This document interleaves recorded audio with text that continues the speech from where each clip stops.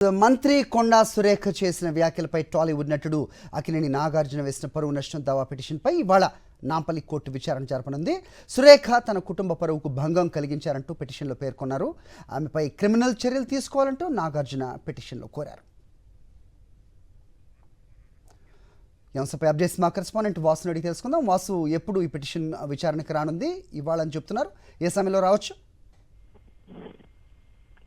హరి, మంత్రి కొండా సురేఖ చేసినటువంటి ఆరోపణలపై అక్కినేని నాగార్జున నటుడు వేసినటువంటి క్రిమినల్ అండ్ మళ్ళీ సివిల్ పిటిషన్ కి సంబంధించి కూడా పరువు నష్టం దావా కింద పిటిషన్ దాఖలు చేశారు.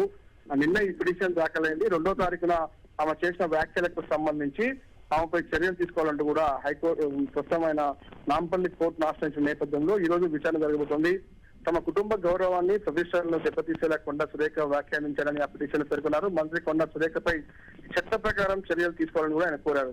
అయితే తెలుగు సినిమా పరిశ్రమలో తన తండ్రి అక్కినేని నాగేశ్వరరావు పాత్ర ఎంతో కీలకమని, తన తండ్రి వారసత్వాన్ని తాను తన కుమారుడు కొనసాగిస్తున్న నేపథ్యంలో ఇలాంటి వ్యాఖ్యలు సమంజసం కాదు. తెలుగు, తమిళ్, హిందీ సినిమాలు అనేక చిత్రాలలో నటించిన అనేక అవార్డులు కూడా పొందానని, రాష్ట్ర జాతీయ అవార్డులు పొంది దేశవ్యాప్తంగా పేరు ప్రఖ్యాతిగాంచినటువంటి నా కుటుంబానికి అది ఇలాంటి ఒక మంత్రి హోదాలో ఉండి గౌరవప్రదమైనటువంటి పదవిలో ఉన్నటువంటి వ్యక్తి ఇలాంటి వ్యాఖ్యలు చేయడం సమంజసం కాదంటూ కూడా తన భార్యకు సంబంధించి, ఎవరైతే అక్కినేని అమలకు సంబంధించి కూడా బ్లూ క్రాస్ సొసైటీ పేరుతో కూడా జంతువులను సంరక్షించే పనిలో ఆమె సమాజ సేవలో ఉన్నారు.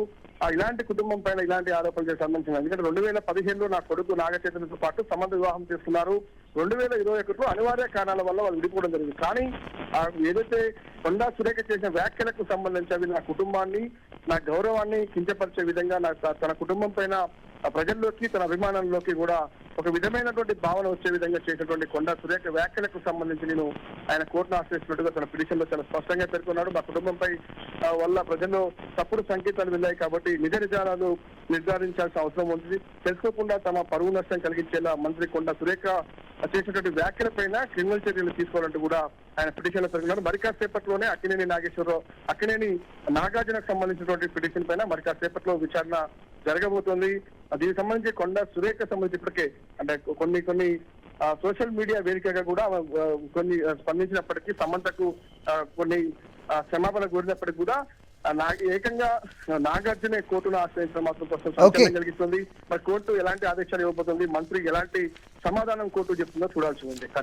All right, thanks for the inputs Vasu.